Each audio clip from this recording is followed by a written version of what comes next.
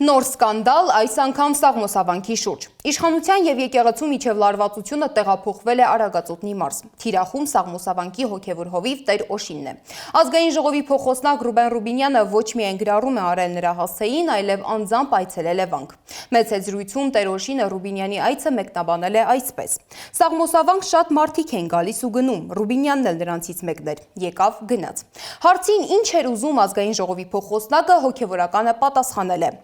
Ինձանից ոչ ոք ոչինչ չի կարող ուզել, ամեն ինչ նորմալ է։ Չեմ մեկնաբանում նրա գրառումը, այսօր կարող են հոգևորականի փոխարեն ինչ ասես գրել ու հրապարակել։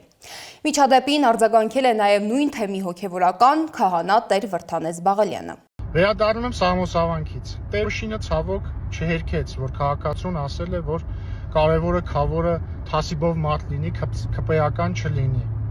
Ստիպված եղա Տեր Օշինին բացատրել եւ զգուշացնել, որ եկեղեցում մարդուն քաղաքական հայացքներով կամ կուսակցական պատկանելությամբ